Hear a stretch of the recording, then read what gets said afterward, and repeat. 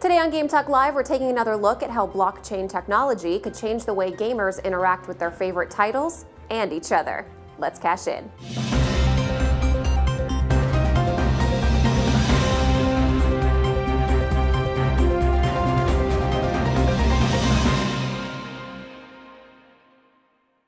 I'm Andy Roman, and welcome to Game Talk Live, where we discuss the biggest video game news of the day, live with help from our chat audience. Joining me now are three expert guests to discuss these gaming topics and more.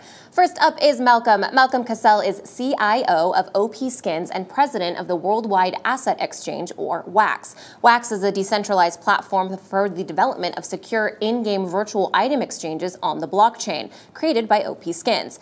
Malcolm is a respected international executive, most recently as head of Groupon's joint venture with Tencent in China, and was formerly the chief technology officer and president of new ventures at Tronc Inc. Welcome back to the show, Malcolm. Thanks. Good to see you again, Mandy. Likewise. Also joining us today is Randy Saaf, the CEO/co-founder of Lucid Site, an LA-based game studio specializing in DApp and VR gaming. Their latest game, Crypto Space Commander, is quickly gaining traction in the crypto gaming market. Welcome back, Randy. Thanks for having me. And also joining us today, another familiar face, it's Rahul Sood, a serial entrepreneur who's founded a number of companies, including Voodoo PC, Bright Squid Medical, Bulls on Wall Street, and is an active angel investor in a number of startups. He also created the first incubation fund for startups at Microsoft, and in 2013 launched Microsoft's Ventures. Currently, he is co-founder and CEO of Unikrn, a venture-backed esports betting company based in Las Vegas that aims to heighten the experience of watching and participating in esports. Hi, Rahul. Hi, how are you? Good, thank you. All right, guys, let's hop into our first topic. Cryptocurrency continues to catch the attention of the general public. This is our third episode on digital currencies in the last 6 months. Hundreds of new cryptocurrencies have popped up since then. So how do we know which ones will outlast the bubble? Randy, why don't you start us off? Well, you know, I think it comes down to a bit of a consumer attention issue. You know, people only have so much attention for platforms. You know, there's a reason why you have Windows and Apple and iOS and Android. You know, only a few web browsers. So right now, the lion's share of cryptocurrency, you know, activity that's actually taking place is on Bitcoin and Ethereum. So, you know, there's a lot of problems with both of those platforms as crypto assets. I mean, they both have a lot of technological limitations, but it's a little bit like the 25-hour day. You know, it has to be a big improvement in the technology for the network effect to break at this point. Sure. So, Malcolm, with so many cryptocurrency options, I mean, how do you even know where to start and what to invest in? Well, I think right now the general thinking is protocols are the sort of #1 category. They have the greatest gains and the largest market caps. Those are the technologies that have the potential to impact really the whole ecosystem, because it can enable hundreds, maybe thousands of other decentralized applications. The second category is essentially dApps, decentralized applications, and those are more point solutions. They may be focused on larger ecosystems and large business opportunities, but they're considered dApps because they don't enable, say, a whole ecosystem of other solutions. So I think those are kind of the two main categories. Then from within there, you know, people use their insight around essentially, you know, good teams, a good idea. I would say by and large, like 95% of the projects out there are really going after a business that doesn't quite exist yet. It's like an industry they hope develops or hope evolves. And I think that's where we're going to get a lot of great moonshot ideas. And there are some that are focused on existing industries and solving existing problems, you know, whether it's supply chain issues or identity, things like that. So there's kind of like two categories to look at. Rahul, do you have anything that you'd like to add? How do you select which crypto to kind of invest in? Well, you know, when you use the word invest, I always get cautious because I talk to people a lot in this space, and you know, if I was investing, I think about it from, you know, what would I put my mom into, and I would look at Bitcoin as a great investment because, you know, Bitcoin is a currency that's widely used and it's widely held as digital gold. When I think about, you know, tokens that I would purchase, I think that I would say differently that 95% of all the cryptos out there, there's what, 1,600 or say 2,000, they're not good. Like 95% are going to fail. There's a lot of cryptos coming out of nowhere that are basically just random, and I hate to use the term, but it's often used shit coins, basically, that amount to nothing. And, while they may be working on projects that don't exist, many of them are just working on nothing. And they're teams that essentially are selling coins and just, scamming consumers. And so I think that the challenge for the space is we need regulation to protect consumers, not to stifle innovation.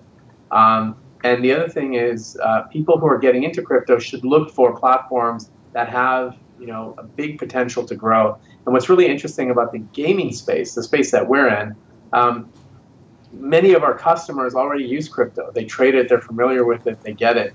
And that's really cool. That's it's like an intersection of two of the most ridiculously fastest growing industries in the world, esports and crypto. So I think you just have to be really cautious about what you buy and why you're getting into it in the first place. Mm-hmm. So looking at the gaming landscape, most blockchain games are built on the Ethereum network. Why do you think this is the case, Randy? Well, it goes back to what I was saying earlier about Ethereum and Bitcoin are so much further ahead than all the other cryptos. There's a lot of people who have blockchain solutions, and I would give the analogy of if you're going to build a video game, you don't build the operating system first. You build it on an existing big platform. Mm-hmm. Now, of course, everybody wants to be the operating system. That's the most profitable business to be in if you can be the operating system platform. But there needs to be more actual games for this area to succeed. More actual applications, these dApps. And Ethereum is just the best platform by far right now. Mm-hmm. So, Malcolm, why create Wax? Well, from our standpoint, the centralized marketplace is under an existential threat. We lead the market with Opskins, but recognize that peer-to-peer trading that would be enabled with a smart contract is really the future. So, recognizing that, it was either we build it or someone else does. And so we decided to build it in order to really disrupt ourselves. Peer-to-peer trading is way more powerful. It allows all the sort of aspects that you need from a third party who's going to make sure items are secure, make sure payment goes through properly, and it's all in a smart contract. So that is by far the most effective way. It's literally peer-to-peer efficiency brought to item trading. So we saw that it was an inevitability. And about a year ago, when we looked at the space, we recognized the technology was just on the horizon. In other words, probably a year, maybe 2 years away before the blockchain technology would be able to support the number of transactions necessary. There are, as you know, very, very slow results when you try and trade things on Ethereum. We saw CryptoKitties shut down Ethereum essentially in December. And you see the large number of tradable items coming on. There's no way the public blockchains will be able to support them as they exist today. But a year from now, 2 years from now, that won't be the case. Mm-hmm. So Rahul, Unicoins are on the Ethereum network, correct? Correct. And so why create Unicoins? Well, we actually created Unicoin back in 2015. So part of our business is in a highly regulated space, the space of legal wagering on video games and esports. And a few years ago, we created the Unicoin as a way for our customers to be able to participate in markets that are not regulated. So, we had people in Korea and the United States that wanted to access our platform, and there was nothing they could do at the time. So we created the Unicoin as a way to engage fans and grow our business, at least grow our community. And what we didn't realize was how popular they would get. They got incredibly popular. They became sort of the center of our entire platform. And about 2 years ago, one of our investors, Mark Cuban, encouraged us to get on blockchain because we were having issues expanding across Europe, dealing with multiple banks. So his suggestion was get on blockchain so we can avoid a lot of the banking issues that we were having while still building a regulated platform that's got full AML and full KYC capabilities. And all of that came together, and at the same time, we turned over about 250 million unicoins in like 6 months. So you know, we looked at Ethereum and we said we should do this. We went to our customers and asked them very simple questions. You know, do you use Bitcoin? Are you familiar with cryptocurrency? You know, have you ever used a wallet before? And what's interesting is like 70% of our customers came back and they were very familiar with it or already were trading it. So we decided to do it. We created Unicoin Gold, and we took our old coin, which is the free coin, and we called it Unicoin Silver, and they're both operating now on our platform. We also created an internal blockchain too to avoid the CryptoKitties situation. I mean, when you're betting on matches, you want to be able to place like multiple bets like within fractions of a second and get a response back right away. And we wanted to do this on the blockchain, but at the same time, we wanted to do this in a way that there was no transaction fees and it was like incredibly fast. So we created our own blockchain called Unikrn Wallet, and people can actually, you know, bet on our platform using that blockchain. So it's kind of a neat decentralized, centralized application that we created. Sure. So Malcolm, I mean, you brought up CryptoKitties. Do you think crypto will be able to move beyond these kind of single mechanic casual experiences like just breeding and collecting games? Yeah, well, they have to in order to have longevity. So we're seeing MMOs, we're seeing you know, entire universes like we've been seeing in Ready Player One, you know, built on VR and you know, these sort of Second Life applications. We're seeing trading games that also have, you know, battles involved. So I think we're going to see in the next year, maybe two, we're going to see that game that really is the breakout hit. You know, it's like the first mobile game that really went just massive. You know, I remember when, you know, people were sort of playing mobile games and then, you know, it was Poker Stars or it was Angry Birds or, you know, Candy Crush that just sort of took the world by storm and really opened people up, or Clash of Clans. We've seen lots of examples of mobile games that really breakout hits. We have not had that breakout hit in this early stage. We're less than 6 months old in this. So I think the real crypto-based games are coming. And there are lots and lots of folks trying to build them. And so I think we're going to see the best and the brightest, like the indie, you know, game developer ecosystem was for mobile Flash games before that, HTML5. The indie game developers are raring to go and want to bring that creativity to make a hit. Yeah. Well, Randy, maybe your title could be the breakout hit. I mean, Lucid site is moved away from Cryptables, a blockchain collectibles app, and now you're working on Crypto Space Commander, more like a sandbox-style MMO. What's it been like creating that particular title? It's been fantastic. I mean, I think that to Malcolm's point, what we're seeing now is, you know, before CryptoKitties, there was crypto collecting assets, right? There were things like Rare Pepes and CryptoPunks, Curio cards, and they were really more just like collectibles, like baseball cards. And CryptoKitties showed the first kind of viral case of a gamified collecting game. It's essentially Tamagotchi. You know, you breed animals, and you get. But in their case, they actually did a good job of using the assets of the blockchain to make sure that these you know, could be resold later on. Well, now that people have kind of seen that, they see, well, it's not just about collecting; it's about, you know, these gamified collecting, you know, dApps. And so game studios like Lucid Site, which, you know, we're a proper game studio. We have game designers, worked on, you know, Lost Planet and Tomb Raiders, and we have a graphics team, 22-person team. You know, instead of having the programmer / game designer / graphic artist doing the game, you know, you're going to have actual like proper game design. And I think that's going to change things because, you know, at the end of the day, these are still games. These are still meant to be fun. Their game design is not simple. You know, designing a good game with a good economy is a real challenge. And so we're hoping with CSC that we can push that forward. And, you know, as you said, CSC is a, you know, we thought it was a no-brainer for the blockchain. It's a classic space MMO, which is perfect for the blockchain. You know, you explore, you craft, and discover. And then the real key to all of these games, though, is that the users control the economy. I mean, at the end of the day, the difference between a CSC and an EVE is in EVE Online, CCP controls the economy. I mean, the users play the economy, they control it, but at the end of the day, CCP can really dictate all the rules. with our game, we are going to create that style of space MMO. But at the point where the game's launched, the users control the economy. They can decide what direction they want the economy to go, what assets they want to be valuable, and little businesses will form within the game. Mm-hmm.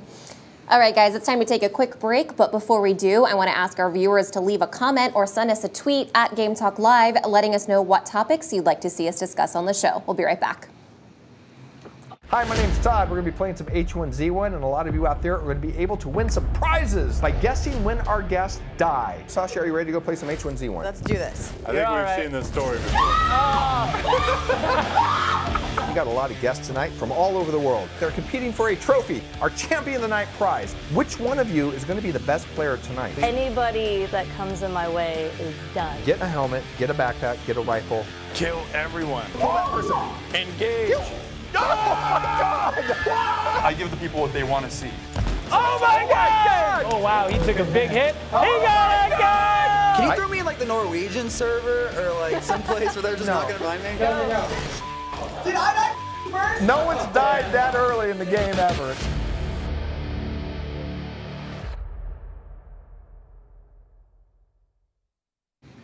Welcome back, everybody. Robot Cash is introducing the world's first decentralized video game distribution platform, allowing gamers to resell their digital games using the blockchain. So, is the idea of being able to sell a digital copy of a game operating in a gray area? Malcolm, what do you got? Well, full disclosure, I bought a bunch of Robot Cash because I really believe in what they're doing. Yep. And I honestly, I think that the fact that they have worked directly with the game publishers to basically say, look, we're going to give you a piece of a market that's already occurring, i.e., people renting or trading used games. That's what happens at GameStop today. They can go in and get a used game. So they're basically saying, hey, look, you publisher, we're going to give you a direct piece of that mechanism, and we're going to give you more through direct sales. So I think the publishers are looking for an alternative channel, and I think the fact that they have the permission makes it not a gray area. I think if they tried to do it without permission, then I think you could argue that it is. Definitely. Rahul, what are your thoughts around this? I mean, to me, buying and selling a game at GameStop, there's like a tangible piece of, there's a thing that's being exchanged where it might be hard for some folks to wrap their heads around selling like digital goods like this. Yeah, I don't know about that. I look at it like Blockbuster. I used to go to Blockbuster and rent movies, and like they're not there anymore for good reason. Netflix took over. I think that digital distribution is the only way to go, and I agree that it's not gray market if they're going to the publishers and getting permission. I mean, that's how you build a real platform. You get the publishers behind it. To me, GameStop is I hate to say it, but it's a dying business. I don't know how they fix it. I don't know what they do to sort of change, that sort of model. But I think that model is a dying model, and I think it just needs to change. I think this is a great example of a really good blockchain idea that could grow to be something really awesome. Mm-hmm. Bud in chat says, I rarely buy physical copies anymore, so this is an appealing prospect to me.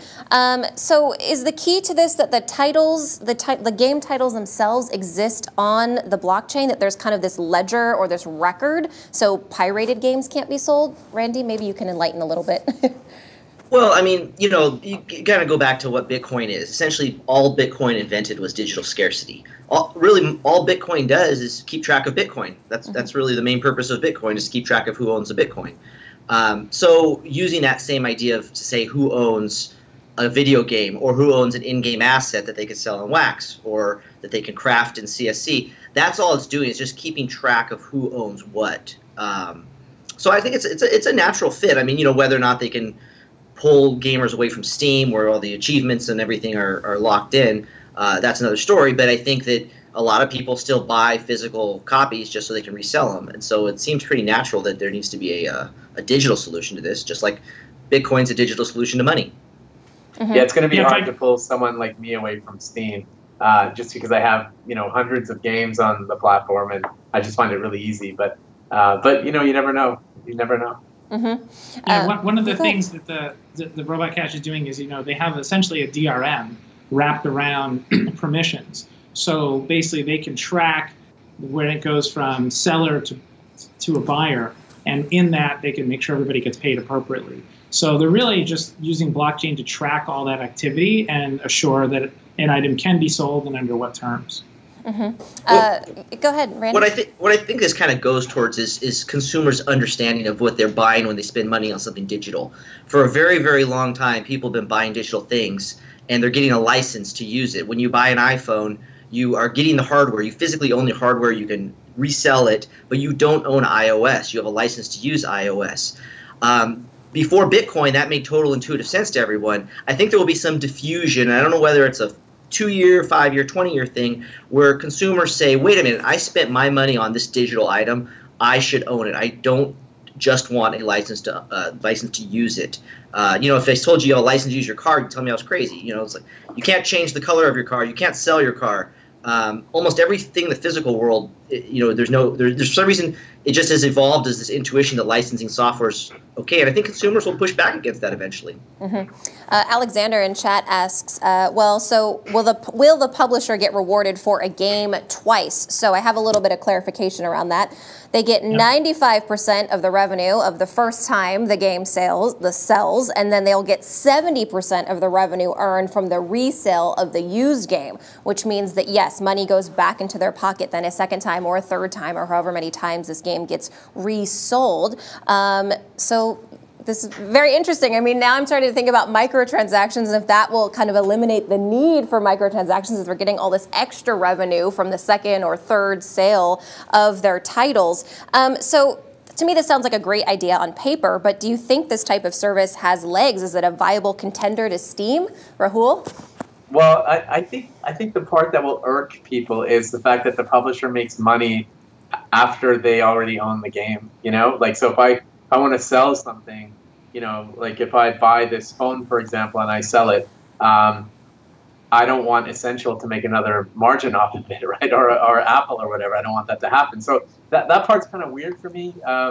And I think that's what they need to worry about. What Robot Cash needs to worry about is like adoption. I think gamers are very fickle. They'll switch if they feel that there's a brand that's relevant to them and it's loyal to them. But it's hard to crack this community. I mean, I've been in this business for decades, and I know what it's like to you can build a really great community and a really great fan base, and you can lose it overnight just by making one bad decision.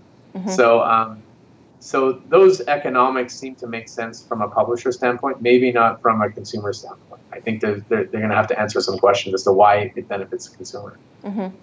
So, Malcolm, do you think a Steam coin is in our future? I have not seen a lot of embracing of crypto by Steam. As you know, they recently even disallowed Bitcoin on their platform for reasons we really can't really understand. So I don't see them moving in this direction. I mean, obviously anything's possible, but I think internally, unless there is a real advocate who pushes for it, it's not going to happen. I'm in the Seattle. I'm deep into the Seattle tech scene, and I meet a lot of people from all the big companies here. And I can tell you, it will happen. I don't know if it's Steam coin or if it's a Microsoft Xbox coin or something with Amazon, but they are rallying around blockchain in different ways. And at some point in time, you're going to see a giant come up with something, and it'll happen. I just don't know when.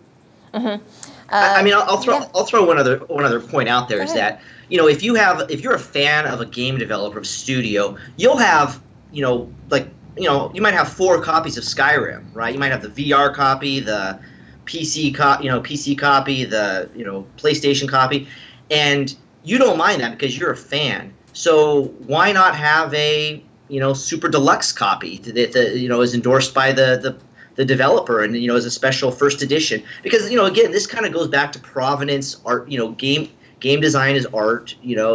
People who have real passion about games want a connection to the creators.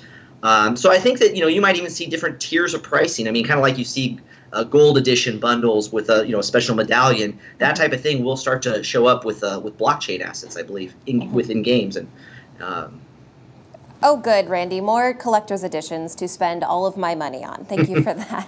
All right. He brings up a good point, though. Sorry, Randy brought up a really great point, because a lot of games are going cross-platform. Like Fortnite is a good example of a game that's gone, cross-platform. And it's not like kids primarily play it on their phone, but because they love the game so much on the PC or the PS4, they'll play it on their phone. It's a very good point. I never really thought of it that way. What a great use for blockchain. Yep. Yeah. All right, guys, developers are racing to make games on the blockchain, but it's unclear if these investments will ultimately net a sizable profit. Is the future of gaming really dependent on the blockchain, or will gamers always put their money behind the more traditional gaming experience? Rahul, what do you think?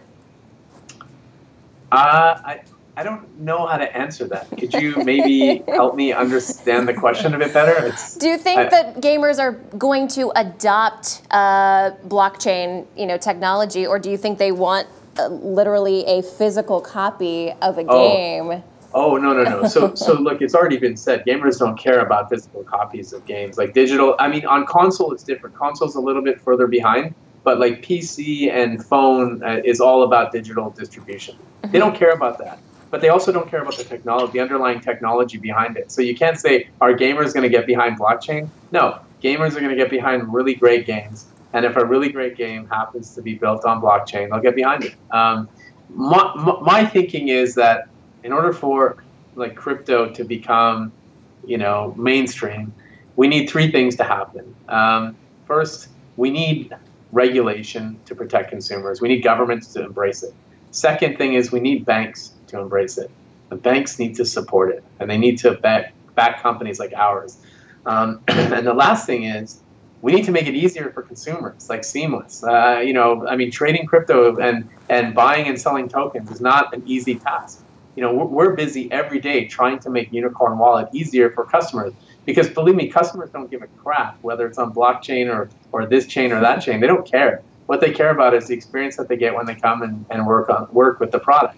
So the nice thing about blockchain is, in our industry, it solves a lot of really tough problems. It helps us solve problems around, having a full transaction ledger for the customers to see how much they're betting and winning and losing. It has full transparency when it comes to things like jackpots and whatnot, prizes, that sort of thing.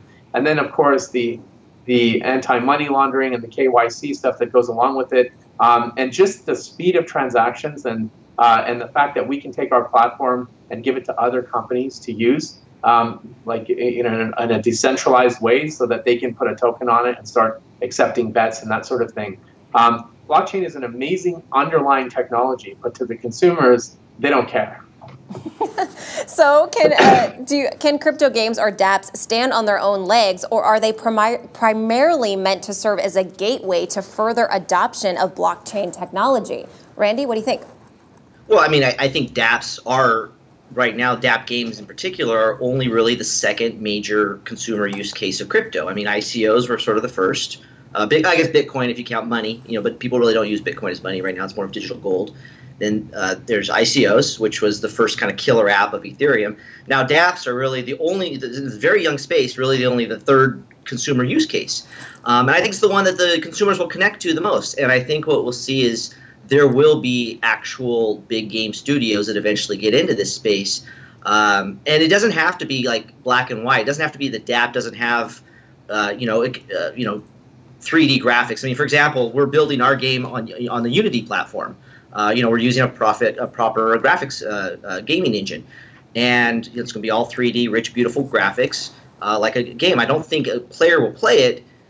They won't say, "Oh, this is a web game," like most dApps are today. They'll say this is a game. Now, the key is, because of the blockchain part of the equation, they will be able to own the things they're playing in the game. When they craft a spaceship, when they discover a mineral, when they take apart a laser to see how it's put together, now they have that skill. Those will all be things they own, and then they can actually sell or trade with other players. So you were able to have assets, you're able to improve them, and you're able to, if you have three lasers that do the same thing and you don't need them, you can sell 2 of the lasers.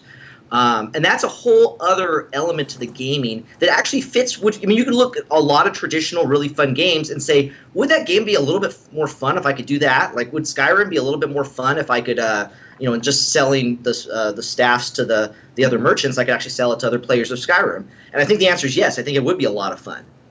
I would be very enticed to play video games more than I already do. So do you see crypto affecting our lives outside of gaming? For example, I complete a quest in an RPG, I earn some gold, which I then exchange for currency I can use to, say, buy a cup of coffee outside of a game. Malcolm?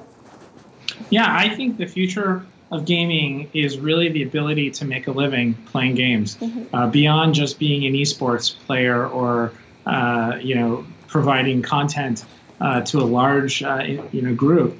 I mean, I believe that smaller players who are producing content or have a following will be able to make a living supporting these ecosystems. So if there's item trading, which is the thing we really know a lot about, you can support item trading to your followers, your social feed. If it's being able to participate and train people so that they can go do other things like education or other kinds of content, I think that's a possibility. There's a lot of different things that will evolve so that people will be able to play games and make a living. And I think as we see the new gig economy, as we see gaming, it's already crossed 2 billion people. Hopefully it'll get to 3 and 4 billion. And, more and more people are going to want to be able to make a living doing what they love. All right, we're coming to the end of our show. I want to thank all of our viewers and our guests for being here. Tell us what you're currently working on and where people can find you on social media, and we'll start with Malcolm. Sure. I'm building wax.io with our team here, and we are really excited to roll out our own chain towards the end of the year. You can find me on Twitter at Malcolm CasSelle, and you can also check us out on wax.io. Great. All right, Randy, what are you currently working on and where people can find you online? We're promoting Crypto Space Commander, csc-game.com, and I'm really proud of our team. This week we actually sold 3 items for a total of $100,000 in our game, which is just, again, completely different from traditional gaming, and I really want to get that across, that this opens up avenues of revenue and player engagement that just isn't possible on traditional gaming. And where can people find you online? At Randy Saaf. Great. All right, Rahul, what are you currently working on and where people can find you online? Well, we're always working on something pretty exciting. Yesterday we announced that the MGM Grand has officially accepted Unikrn Gold inside the casino as a means of prizing in the tournaments and how exciting. Things like that. We worked with the Nevada state regulator on this, and there's other casinos that are interested as well. So we got a lot of really great stuff happening there. We're creating always new content on esports. You can come to our website at www.unikrn.com, and you can find me at Rahul Sood on Twitter, RAHULSOOD. Great. And thanks to everyone who watched, commented, and shared the show. I'm Andy Roman. Don't forget to like our Facebook page and watch Game Talk Live every Monday, Wednesday, and Friday at 2 p.m. Pacific. We'll see you next time.